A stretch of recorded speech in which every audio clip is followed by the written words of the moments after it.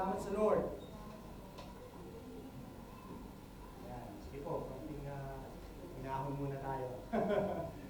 Glory to God, maraming salamat sa buhay ng ating mga worship team member. No, nagparamdam, nagpadama ng pagmamahal ng Lord through the music, through the songs. Amen?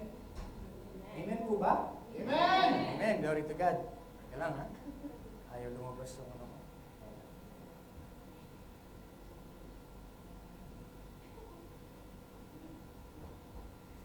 Yan. So muli, welcome po everyone. Welcome ang lahat. No? Welcome our dear brethren in online from the Philippines, from KSA, from UAE, of course, New Zealand, yan, USA, no? From Pennsylvania. Yun. Special mention pa kayo, ha? Yan. Saan pa? Mga kapatid natin dyan sa Wakra, sa Alcor. Kamusta kayong lahat dyan? Kamusta ang everyone? Yan. Abuhamor. Yan. Yan po, maraming salamat sa Lord for tuning in, for staying, and for joining us sa gawain ng Lord this morning. And good morning again sa ating mga kapatid dito sa church. No? And good morning to our sister here. So I'm gonna speak Taglish, but more in Tagalog. Is that okay? Kuya Rian, where's our translator? I'm just kidding. Alright. Okay. So muli, magandang umaga sa ating lahat, and welcome to Lord of Lords Christian Ministry. No, wala po tayong ibang tinataas dito kundi ang tanging Panginoong Yesus. And we are all here to honor the God, to make disciples, and transform lives. Amen? Amen po? Amen. Amen. Ito na naman tayo sa ating ano. Yan. Glory to God. So, may the abundant grace of our Lord Jesus Christ and the everlasting peace of God fill our hearts today. Amen po. So before we move to our main topic this morning, and before we flash our main verse, I want everyone to take a moment and look carefully at this image. Wala muna magko-comment. Tignan nyo muna. Just look at it and observe.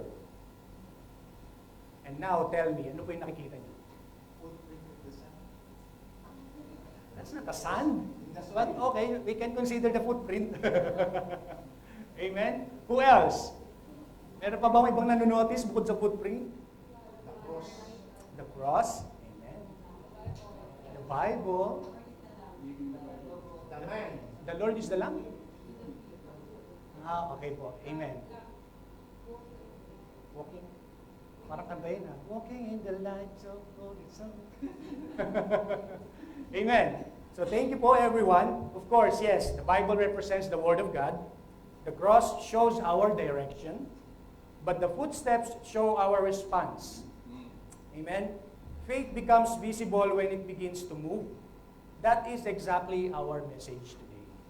Amen. Real faith does not only remain in the mind, and it does not only say, I believe. Real faith responds. Real faith takes steps.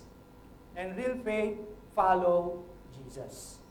So the open Bible na nakikita po natin dyan, it reminds us that the word of the Lord is our salvation. Amen? And the faith begins by hearing of the word of God. Amen po? But the footsteps reminds us that faith becomes visible only when you obey the word of God. Amen po? Amen. Let us all pray. Amen, Lord. Maraming salamat, O God, sa umagang ito. Thank you, Jesus, for bringing us again together in this place, O Lord. Maraming salamat, Panginoon, O God, for your grace. Thank you, Panginoon, for your faithfulness in our lives. And especially, thank you, Lord, for the love. Lord, as we listen to your word today, open our hearts and minds, Panginoon. Tulungan niyo po kami not only to listen to your message, but to understand it, O Lord, and to respond it with obedience. Lord, let your Holy Spirit speak to each one of us. Reveal the areas in our lives where our faith needs to become an action. Kung may mga bagay po kaming hindi pa namin nagagawa or dinidelay or tinatakasan, Panginoon, Lord, Help us, Panginoon o God. Gently convict us, Panginoon, to surrender and lead us back to you, O Lord. Lord, let this message not remain only as information. Let it bring transformation in our lives, Panginoon. May our faith become alive, visible, and pleasing to you. Lord, use me, Panginoon. Hide me behind your cross, and let your name alone be glorified in this place. This is all we pray in Jesus' name. Amen. Amen. Glory to God. Palakpakan nga muna natin ulit. Amen. So, excited na po ba tayo sa topic natin this morning? Amen. Amen. So, sino po makakahula kung anong topic natin? Meron kayong extra, ano nga yung niluto ni Teacher Bruce? Shanghai? Shanghai ba yun? Lumpia? Ano yun? Anong title natin? Obedience. Galing ni Kuya Chris, kapapasok lang, alam mo agad. Amen. So, our topic or our main verse is from James 2:17. Amen. Yan, sumobra. So James 2:17. Sabi po dyan, so you see, faith by itself isn't enough. Unless it produces good deeds, it is dead and useless. Amen? Maliwanag po ba? Pakiulit nga po, James 2:17. Let's all read together. So you see,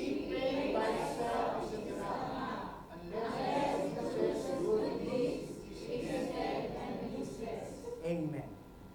Maliwanag naman po, ano?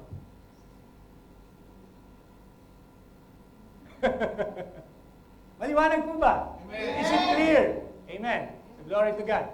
So our topic for this morning is, lumagpas na ulit, yan, obedience, the proof of real faith. Amen. So ano nga ba ang proof ng ating tunay na pananampalataya? Amen po. Amen po ba? Amen. Amen. So let's go and proceed, no? Isa-isahin po natin yan. Yan.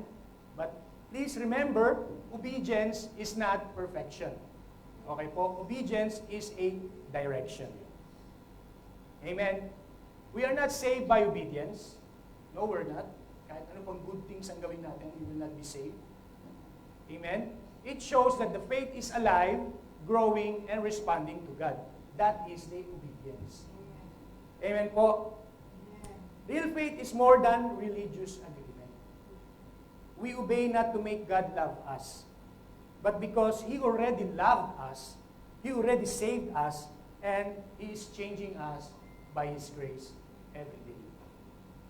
Amen po. Sino po naniniwala dito sa atin? Who among us here that believes that the exercise is good for our body?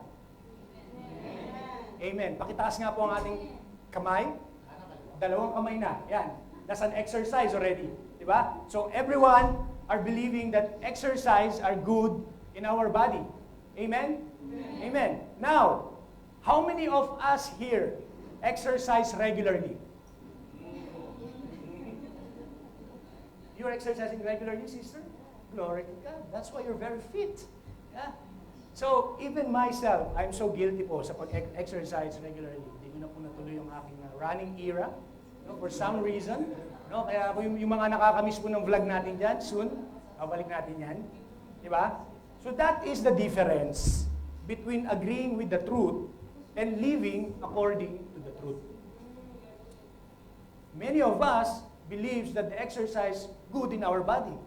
Pero katatanong ko lang sa atin, wala halos nagtaas ng kamay. Sino nag-exercise regularly? Wala. Di ba? Once a month. Once a month, sometimes. Once a week. Amen. Di ba? So many people believe prayer is important, but we do not pray. Or we pray, but kung kailan lang natin maalala. Ganun ba tayo? Or yung mga iba yun? Wala dito nun. Amen? Many believe forgiveness is right, but still holding bitterness. Sorry, sister. Did I make you laugh? He's relating. Many believe the Bible is true. Amen? But do not obey what it says. So, ilag-ilag muna tayo, ha? Amen? So, many believe God should be first, but give only what is left. Bakit kasi only left? Why don't we give the right as well? Di ba? So, both hands, both sides. Di ba? Just another joke, sister. Amen? Amen. Glory to God. Yan. Faith that never responds remains only in the mind. Living faith reaches the feet. Naniniwala po ba tayo dyan? Do we believe in that? If your faith never responds, never take an action, lagi lang nasa isip natin yan. It's always only in your mind. But if you move or you take action, your living faith reaches the feet. It means you're taking an action. You're moving. Okay? Real faith does not stay only as a thought, belief, or feeling.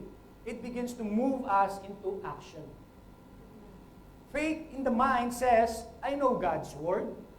Yun yung faith natin pag nasa isip lang. Faith in the mouth says, I believe God's word. Yung isa, I know God's word. The other one is, I believe God's word. But if your faith reaching the feet, you should say, I will obey God's word. Amen po? Amen. So sabi kanina sa James 2:17, anong sabi doon? So you see, faith itself isn't enough. Unless it produces good deeds, it is dead and useless. Mga kapatid, this verse does not mean we are saved by good deeds. Alright? Scripture teaches that salvation is by grace through faith. Therefore, James is not fighting against faith. He is correcting a fake and incomplete kind of faith that stays in words but never become obedience. Si James po, kinokorek niya yung mga tao doon sa church, no, na ang pananampalataya ay lagi lamang sa salita. No? Hindi niya kinokontra, no? He's not against to what the faith really is. But James was trying to explain and to awaken or to remind the people that the fake or incomplete kind of faith that stays in words but never becomes obedience is dead and useless. Amen? Real faith produces obedience. Real faith becomes visible. Living faith shows sign of life. Kagaya po ng isang puno kapag namumunga. Kapag buhay ang puno, hindi po ba namumunga? Hindi po ba? Kagaya rin ng isang apoy, yung totoong apoy. No? If the living fire produces, if the fire is living, it produces heat. Amen? Hindi po kagaya nung fire namin sa bahay sa TV, yung TV lang namin na umiinit. Hindi po yung nagpo-produce ng init sa amin. Lagi kasi nanonood si Ate Olay ng, anong tawag doon? Yung chimney niya na sa YouTube. So feeling niya, meron kami na heater. Ayan. Amen po. Like a living heart produces a heartbeat. In the same way, living faith produces obedience. If there is no fruit, no movement, no change, and no response to God, James says that kind of faith is dead and useless. If our faith is real in the heart, it must eventually show in our choices, in our priorities, and our obedience. Amen? Because, next please. Remember, we are saved through faith, but real saving faith does not remain by itself. It begins to produce obedience. Amen? Patulad po ng inyong mga upuan, mga inuupuan nyo. Ano po? I can say that the chair that you are using right now, that you are sitting on right now, ay kayang dalhin kung sino man gano'ng kabigat man, kung sino man yung pwedeng umupo dyan. But, hanggat hindi umuupo kung sino yung mabigat na yon, sa upuan na yan, hindi natin matitest kung kaya talaga, kung totoo talaga yung sinasabi ko na kaya kayong umupuan. Amen?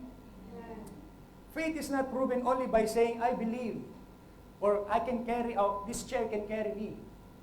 Faith is proven when when we put our trust into the chair, or we put our weight into the chair. Amen? Naniniwala ba kayo na ang mga chair na inuupuan nyo ngayon ay kaya kayo? Amen. Kaya nga po kayo nakaupo ngayon, di ba? Sige nga po, pakitingnan nyo nga po yung mga upuan nyo kung talagang safe ba yan?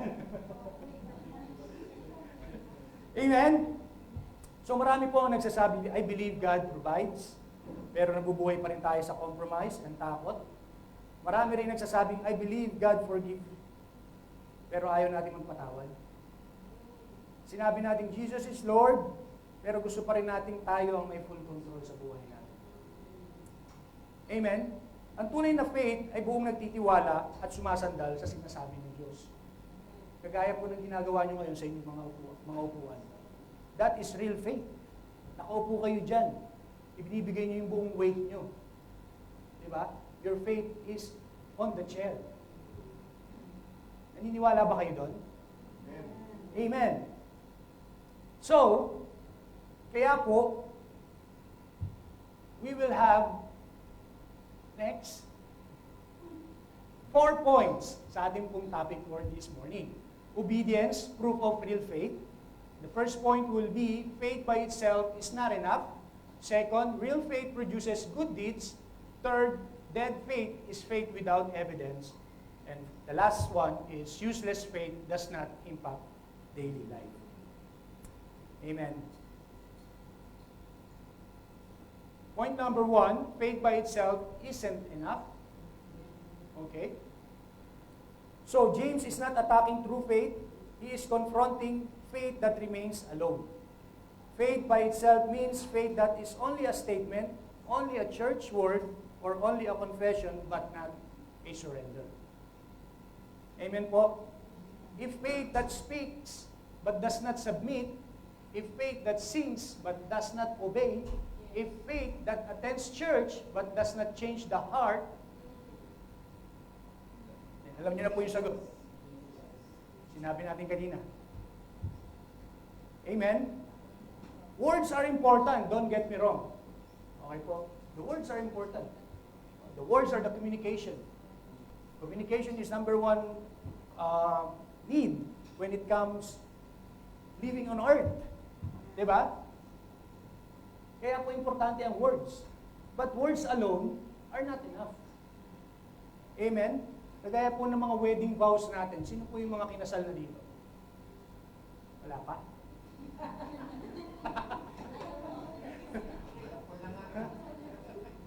Who among you here are married already? Or there's any couple here? Yan. Amen. Glory to God. Diba? In your wedding, you made vows. Okay? Importante yun. Hindi pwedeng matapos yung seremonya without the wedding vows, sister. Do you understand, sister? Okay? Pero, the marriage will be proven by faithfulness after the ceremony, after the wedding day. It's the same in a Christian life. A Christian confession matters, but living faith must move from the mouth into life. Amen? Natatandaan niyo pa po ba, can you still remember the vows that your spouses uttered during your wedding day, during the ceremony? Sino po nakakaalala pa dito? Wala na. Matatagal na po ba kayong makakasal? Sino ba matatagal na rin kinasal? Ha? Too much long time ago. Kasi ako, I can still remember what Ate Olay says in our wedding. Eh. Di ba nakasulat si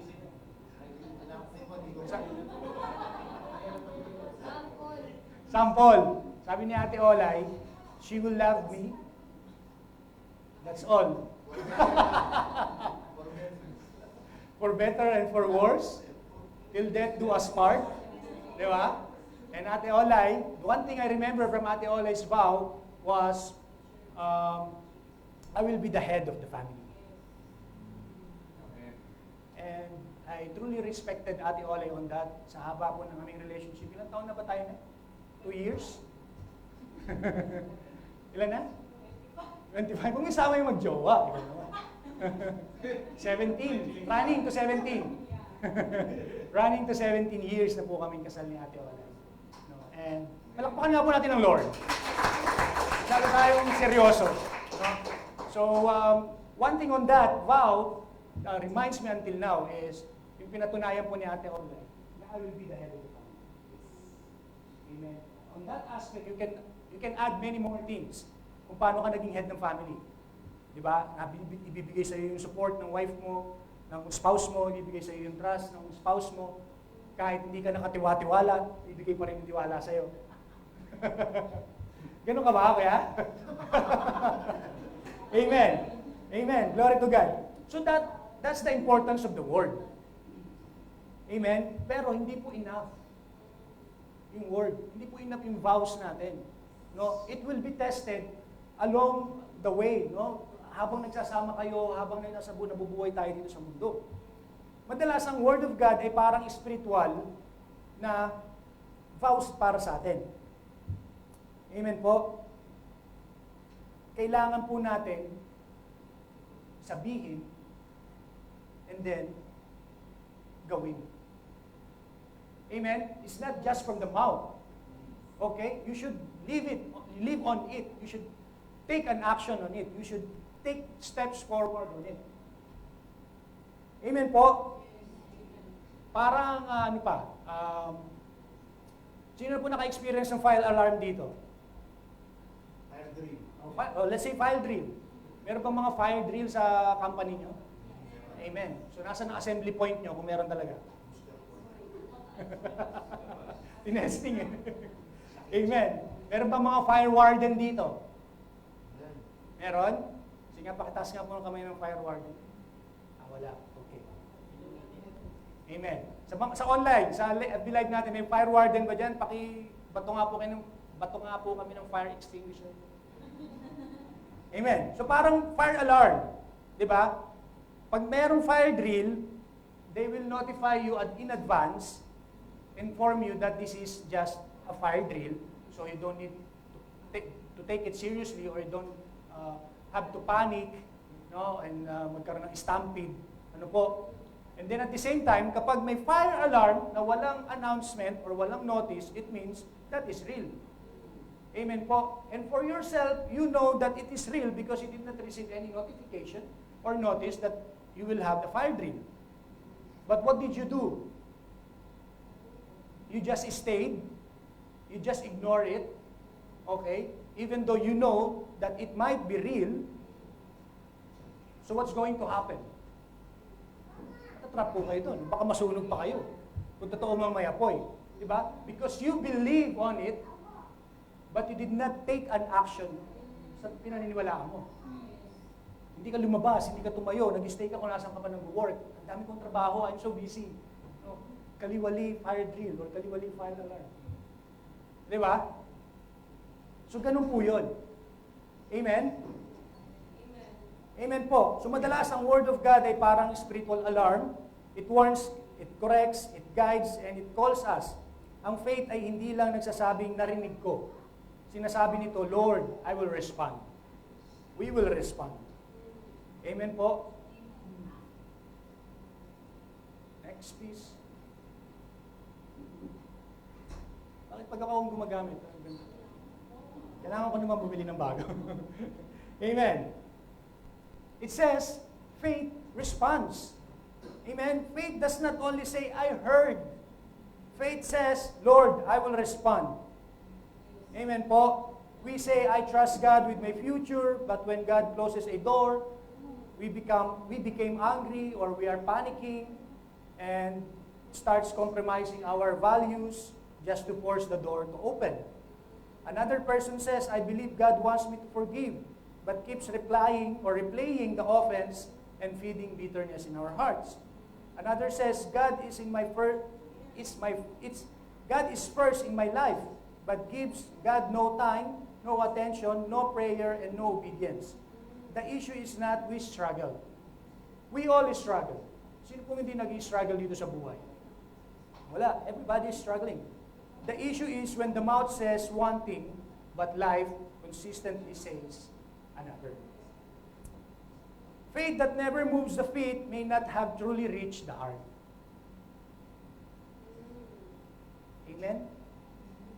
Faith becomes visible when obedience becomes personal.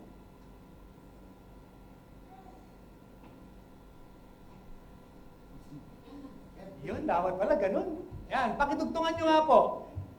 Let's say, Lord, I say I believe you, but I struggle to obey you in the area of blank. Sa inyo na lang po yan. No? Huwag nyo nang isigaw. No? Kung ano man po yung struggle na meron tayo sa ating mga buhay to obey. No? Let us all pray sa Panginoon. Tanungin natin ang Panginoon. Declare natin that we are believing the Lord, we are trusting the Lord, but we are still struggling to obey the Lord in the area of blank in our lives. Amen? Baka ang blankong iyan, yan na po yung area kung saan hinihingi ng Diyos ang tunay nating pananampalataya at obedience. Amen? Amen po? Amen. Amen. Gutom na po ba tayo? Amen. Amen. Sige po, tatapusin natin ito agad-agad. Amen. Glory to God. Which leads to our next point.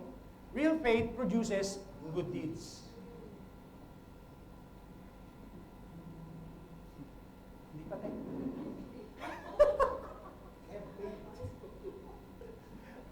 Amen. So the word produces is important, of course. It means obedience is the result of something alive inside. Amen. If we are producing something, if we are showing something that aligns sa Panginoon, meaning yung obedience po natin ay buhay or totoo. Amen? Sige po tayo, ngayon na. Yan. Amen. Obedience produces, but remember, good deeds are not the payment for salvation. They are the evidence of salvation. Amen? Good deeds are not the root of faith, but rather they are the fruit of faith. Amen po? Amen. Napakalakas ang amen. Oh, glory to God. Amen. So, kagaya po ng isang puno, ano po, isang puno na hitik ang bunga. No? Let's say, panahon ng mangga ngayon. Eh, pero hindi na, no? Okay, hindi na, tapos na. Lansones. Lansones, di ba? Hindi naman po sisigaw yung lansones o yung puno ng lansones sa kapwa other trees para sabihin na buhay siya. Kasi may bunga. Di po ba? Yung fruit mismo ng lansones ang magde-declare na yung puno ay buhay. Amen po? So it's the same po sa atin. Amen? We as Christians obey because God has been saved and changed our life. Amen po? We as Christian knows as a Christian kasi nakikita nila yung bunga sa atin. Amen? Hindi mo na kailangan pang sabihin or i-declare from time to time. Yes, of course, we will say, yes, I'm born again Christian. That is true. Pero you don't have to say it repeatedly or from time to time that you are a Christian. Because the fruit of yours or your obedience should be showing up, should be visible sa buhay mo, sa buhay natin. Maliwanag po ba? Amen. Amen. Because if faith is alive, if faith is alive, it will produce forgiveness when pride wants revenge, honesty when dishonesty is easier, generosity when fear says, keep everything for yourself. Amen? Next. Thank you. Service when no one applauds. Humility when the flesh wants to defend itself. Patience when pressure is heavy. And many more. Amen po? If our faith is alive, it should be producing those aspects that we have mentioned. Those characters that we have mentioned. And many more. Amen po? Kagaya nga nang nabanggit natin, na yung puno, let's say puno ng lansones, hindi na po sasabihin ng puno ng lansones sa puno ng mangga na, hey, I'm alive. look at my fruits. Ang dami nila. No. Yung puno po ay buhay dahil dun sa bunga. Amen? So it's got the same aspect or matters for us as a Christian. Hindi po natin kailangan i-announce or ipangalandakan from time to time. They should see from our action that we are a Christian. Amen po? Because that is no longer just availability. Amen? Katulad po ng ating ministeryo dito sa church. Huwag na po tayong lumayo. Dito na lang sa church. Our ministry. Or let's say, our music ministry. Yan. Palakpakan nga na po natin uli ang Lord sa buhay ng ating panambahan, sa ating church. Amen. Let's say, the music ministry. Madalas naririnig natin, I love God. I praise the Lord. I worship the Lord. Ano pa? I serve Lord. I serve the Lord. No, those kind of words or phrases, madalas naririnig natin. Napakasarap mong pakinggan. Hindi po ba? Pero nagiging visible lamang po yung mga sinasabi natin ngayon, or ang real faith natin, or yung phrases na sinasabi natin, kapag naghahanda tayo bago ang rehearsal, dumarating tayo on time, marunong tayong tumanggap ng correction, nirerespeto ang leader, at patuloy na naglilingkod kahit walang nakakakita. Amen? Amen. I believe lahat po nito ay nandito lahat sa church. No? Tama ba? Nandito lahat. Dumarating on time. No? Nagre-rehearse bago mag-practice. Amen. Glory to God. Diba? Let's declare it. Di ba? Amen? Palapakan nga po natin ulit ang Lord. Amen. Because that is no longer just availability. Amen po. The ministry that you are, kung saan ka man belong, kung saan anumang ministry ang ginagawa natin o ginagalawan natin right now, that is no longer just availability. Okay? You committed yourself in the ministry. That is your responsibility already. Amen? That is faith producing good deeds. And obedience is faith becoming visible. Amen po. Amen. Glory to God. Question. Sabi po dyan, can people see our faith without us announcing it? Amen. Salamat sa Lord. No? Kung paano tayo sa bahay, kung sino tayo sa trabaho, or kung paano tayo magdesisyon, are they, or those fruits, no? Nakikita po ba sa atin? Amen? It should be. Di po ba? Kung paano tayo sa bahay, how we are working at work, can they see it? In our decision, can they see it? Amen?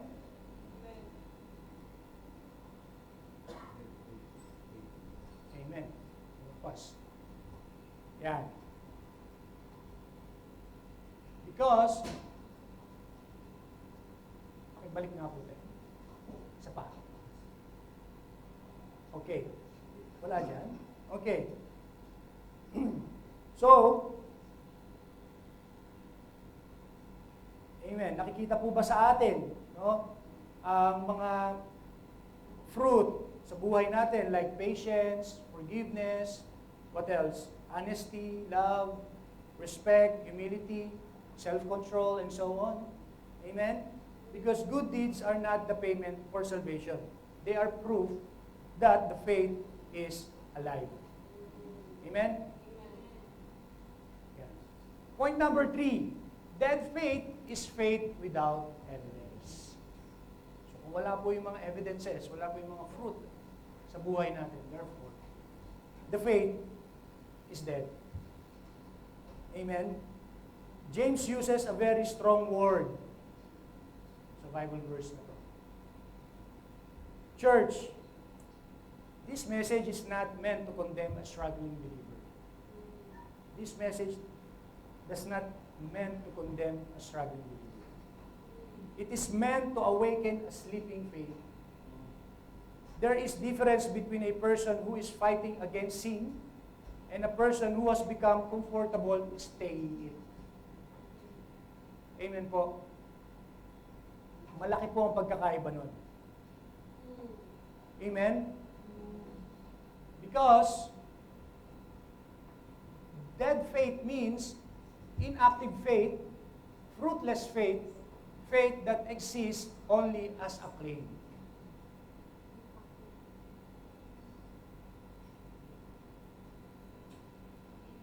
Amen? We can say that all are Christian here. We can say that all are followers of Jesus Christ. Pero kung hindi po nakikita yung mga bagay na yun sa atin, wala po yung real faith sa atin. Amen? Hindi po ibig sabihin that a true believer will obey perfectly, ha? No, none of us obey God perfectly. None of us ay umabot sa pamantayan ng Panginoon. No? Wala po. Lahat tayo ay nagkasala, lahat tayo ay hindi umabot sa pamantayan ng Lord. We all struggle, we all fail, therefore, we all need a grace of God. Lahat po tayo ay nandito because of the grace of the Panginoon. Dahil sa grasya ng Lord. No, we cannot boost anything. Wala tayong may pagmamalaki sa Panginoon. Amen po? The difference is this: a person with living faith cannot be comfortable staying in disobedience. If we have a living faith, we will not be comfortable staying in disobedience. We can disobey sometimes, no? Because hindi nga po tayo perfect.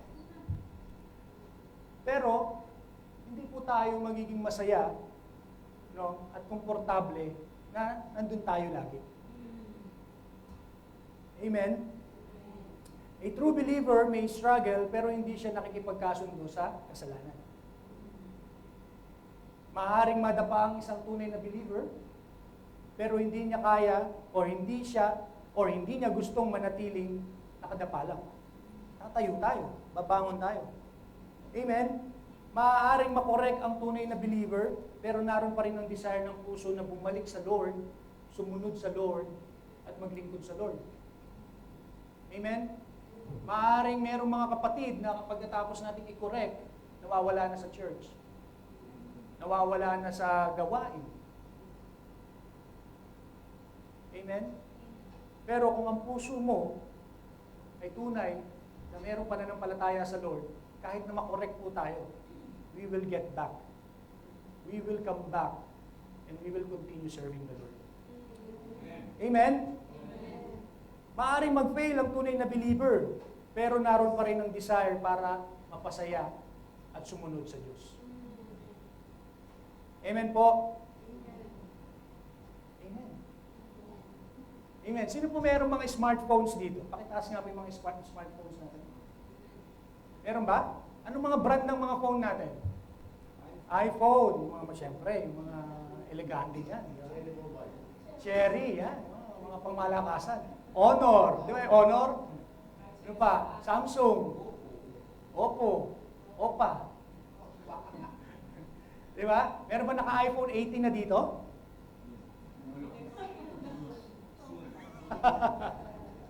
Amen. Payag ba kayo? Bibigyan kayo ni Lord ng iPhone 18 soon. Pro Max. 2 TB. Cash. Fully paid. Amen? Payag ba kayo? Amen. Salamat sa Lord. No? Pero, payag ba kayo na yung iPhone 18 nyo, walang battery? No way. Di ba? No way. It cannot function. No, you have the latest mobile, you have the latest version, meron kang magandang camera, merong magandang features, pero kung wala namang battery, ano gagawin mo dun? Kahit i-display mo, di mo di-display yun eh. Di ba? In the same way, maaaring meron tayong religious appearance. Like the iPhone 18. Meron tayong church language, kagaya ng iPhone 18 feature. At meron tayong mga inatin na Christian activities or church activities. Pero ang faith ay hindi kailanman nagpo-produce ng obedience. May kailangan po tayong suriin sa ating mga spiritual life. Amen? Meron tayong kailangan tanungin, Lord, ano po kailangan ko, Lord? Amen? Because our living faith responds. We as a Christian may struggle with anger. We maybe speak harshly to our family. And afterwards, the Holy Spirit will convict us. Do you believe in that? Meron ba kinukonvict ng Lord dito or ng Holy Spirit? Wala. Ulitin ko We as a Christian may struggle with anger. We maybe speak harshly to our family. And afterwards, the Holy Spirit will convict us. Meron ba kinukonvict ng Holy Spirit dito? Amen. Amen. Amen. Amen. Because kung wala, then faith says, this is just who I am. They should accept me. But if you have the living faith, it should says, Lord, forgive me. Help me change. I need to apologize. Amen po? Pero tandaan po natin, hindi tayo nagiging matuwid dahil nag-apologize tayo. Okay? Ipinapakita lang nito na kumikilos ang grace ng Lord sa ating buhay. That's why the Holy Spirit is convicting you, convicting myself, and all of us. Amen? Kasi mayroong grace ng Lord sa buhay natin. Hindi tayo perfect, pero buhay ang puso natin towards the Lord, towards God. Amen? Amen. So, a faith that has no evidence needs examination, but a struggling heart that keeps returning to God shows a signs of life. Amen?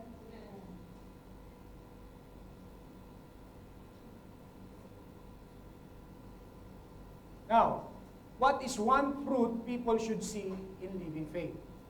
So ito po ay mga example lang. It could be more than this. Forgiveness, love, patience, honesty, humility, and faithfulness. Ano pa?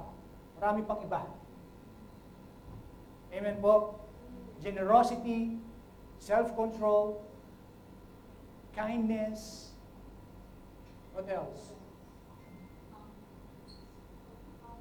Powers? Calmness. Yes, amen. Calmness. Amen. Diba? So those are the fruit that people should see in living faith. Should see in us as a follower of Jesus Christ. As a Christian. Amen po? Dahil kung wala po ang mga bunga na yan sa buhay natin, o sa buhay pananampalataya natin, then, we'll move to our next point, and last point. Useless faith does not impact daily life.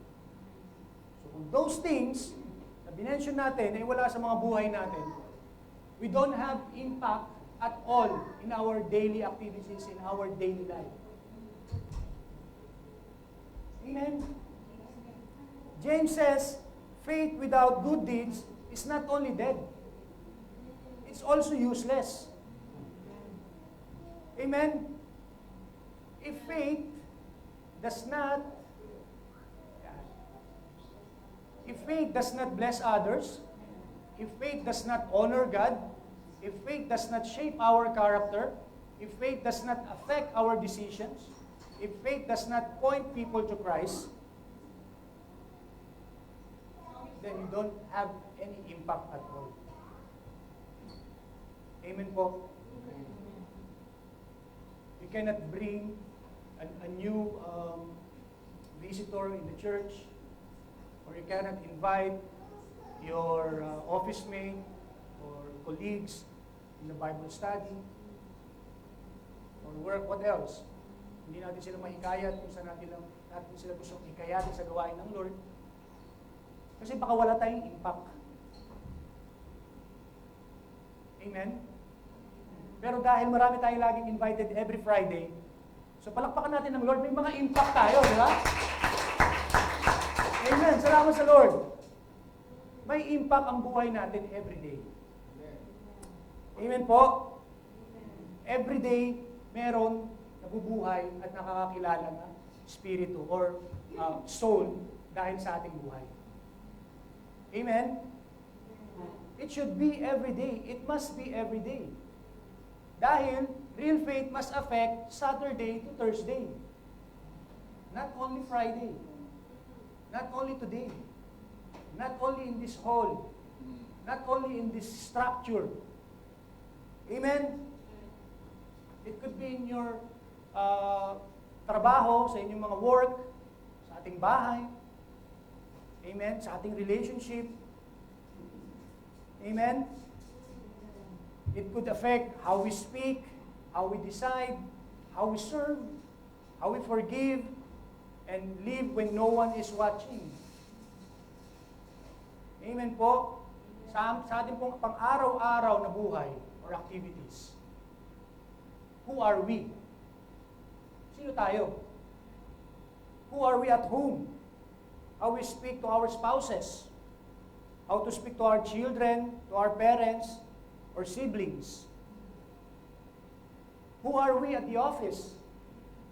Our honesty, our attitude, discipline, respect, and accountability. Who are we in the church? Are we serving one another? Do we submit to our leaders? Do we forgive our kapatiran or kung sino man? Do we support yung mga nangangailangan ng support? Amen? Who are we in the relationship? Do we forgive? Do we listen? Or even responding? Amen? So, ang real faith ay nakaka-apekto sa araw-araw nating pamumuhay. Hindi lang po ngayong Biyernes. Not only today, not only this very moment. In every day. Sa iniisip natin every day, sa desires natin every day, at mga choices natin kapag walang ibang nakakakita every day. Amen? Parang sa buhay po ng mag-asawa. Again, sino nga yung mga mag-asawa dito? Yan. Ang daming mag-asawa dito, di ba? Di ba? Sa buhay mag-asawa, as a husband or a wife chooses to apologize first, even when pride says, ano yung mga pride natin? No, hindi ako magsosorry dyan. Hanggang di siya nagsosorry. Di ba? No, siya muna. Ikaw muna mag-sorry. Isip mo, ikaw muna mag-sorry. Di ba? E paano kung di nag-sorry? Di parehas kayong di magsosorry. Di po ba? But rather, either the husband or the wife chooses to apologize first. Kahit na yung pride nila sinasabi, no. Amen? Because that is faith producing good deeds. Amen po? A church member continues serving faithfully even no one notices. That is faith producing good deeds. No? And I'm truly blessed sa ating mga kapatiran dito na they keep serving, they keep working faithfully sa gawain ng Lord kahit na po walang nakakanotice sa kanila.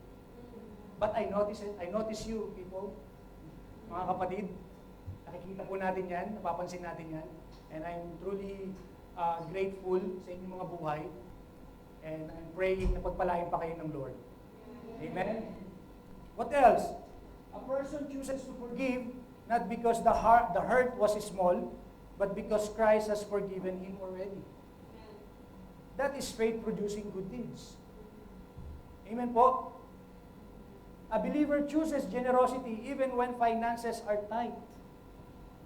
Not to impress the people, but because he trusts God as a provider.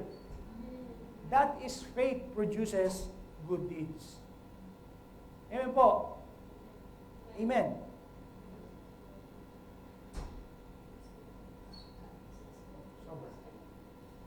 Yeah.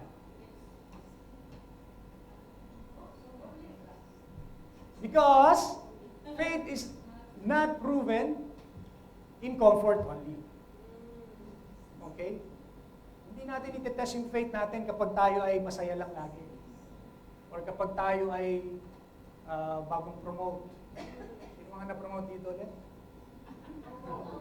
Salamat sa Lord. Di ba? Saya-saya ko? Di ba? Yung faith natin, hindi lang kapag nasa comfort place tayo.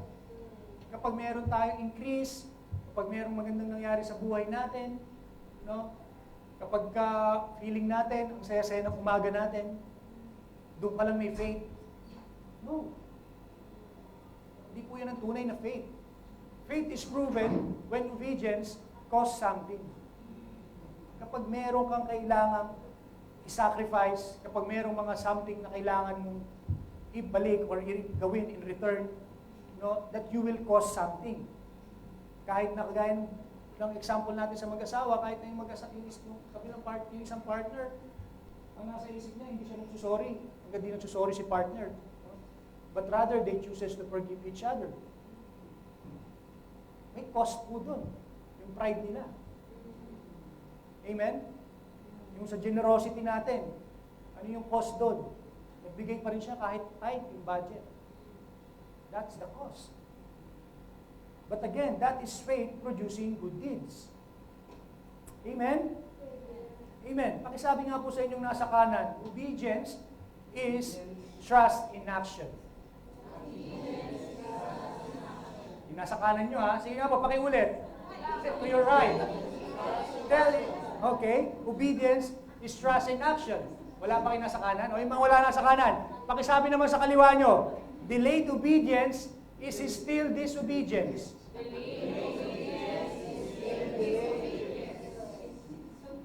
Ano daw?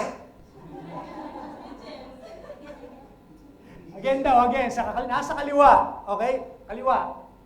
Delayed obedience is still disobedience. Delayed obedience is still disobedience. Galing niyo. Amen. Amen. Because, next please, obedience is a love response. Iniwala ba kayo dyan? Do you believe in that, sister? Obedience is a love response. Amen. Glory to God. Nagiging mabigat ang obedience kapag tinitingnan natin ito yung isang instruction, or isang rules, or law. Pero nagiging magaan at masaya ang obedience kapag nakita natin itong response sa pag-ibig ng Lord. Amen. Mas magiging masaya, mas magiging magaan ang pag-obey natin sa Panginoon if we are looking on what Jesus Christ did para sa atin. Kung anong klaseng love ang pinagkaloob ng Lord para sa atin. Amen? Because God is not looking for a cold relationship. If God was looking for a cold relationship, baka tayo ay mga robot na ngayon. He can just dictate whatever we will decide in our life or anumang action ang gagawin natin. Amen? But that's not what God wants us to do. He wants the genuine love. That's why He gave the free will sa ating mga buhay. Pero, hindi po yung dahilan para mawala ang obedience sa atin. Amen? Because the obedience is the love response sa Panginoon. Amen po?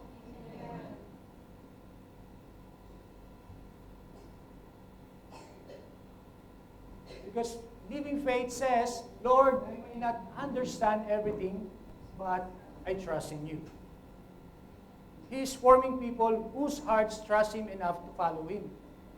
A child who loves and trusts his fathers and mothers may not understand every instruction, but he follows. Ganun ba yung mga anak natin? Sino po yung mga may anak na dito? Pakitaas ang mga kamay. Amen. So ganun ang mga anak natin, di ba? Hindi nila alam kung ano yung totoong plano natin, pero sumusunod pa rin sila sa atin. Amen?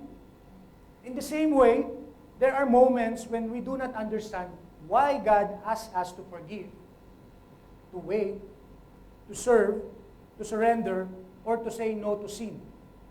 Because living faith says, Lord, I may not understand everything, but I trust in you. Amen? We don't know what's going to happen later on, after 12 o'clock, or after 1 o'clock. Pero one thing for sure, kakain tayong lahat, di ba? Amen? Hindi natin alam kung ano pwede mangyari mamayang gabi, tomorrow morning, next week, a week after, after a month, and so on. But in the end, we will still trust the Lord. Amen. We should still trust the Lord. Amen po. Ngayon po mga kapatid,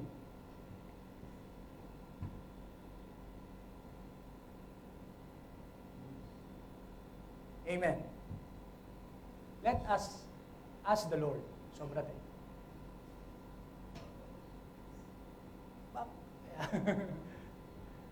Let's ask the Lord. Lord, where does my faith need to become obedience today? Tanungin po natin ang Panginoon. Saan gustong dalhin ng Panginoon ang faith natin para sa pagsunod sa Kanya ngayong araw? Where does my faith need to become obedience today? Amen? Amen. It could be, next please.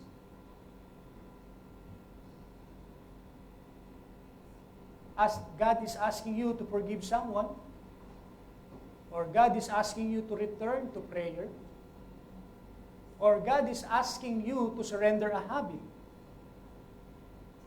or God is asking you to be honest in one area, or God is asking you to serve again. Is God asking you to obey something you have been delaying? Is God asking you to stop saying only I believe? Amen? Madalas po sa atin, hindi pa po dyan, madalas po kasi sa atin, we always say I believe. I believe in the miracles of God. Di ba? Pero hindi natin tinatayuan or hindi natin ina-actionan. Lagi lang tayong I believe, I believe. We always say, I believe. But we never respond. We never take action. Amen po?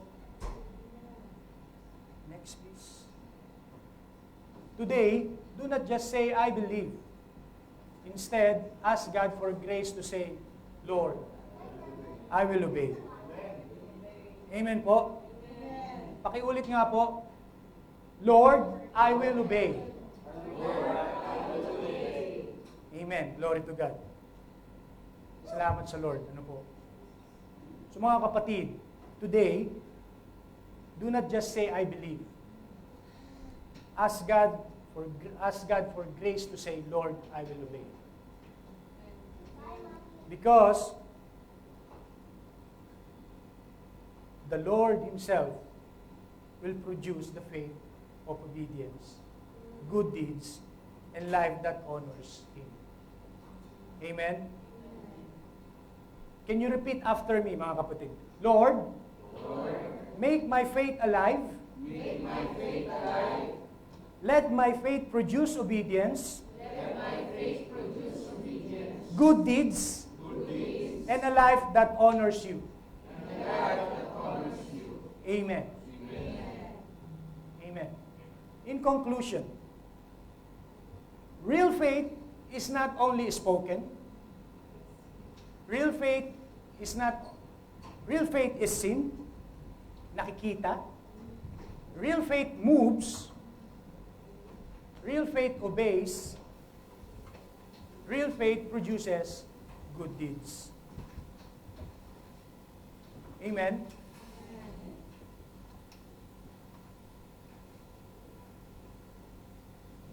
Sobra po. Yan. Faith says, I believe God. Obedience says, I trust Him enough to follow. Amen. Therefore,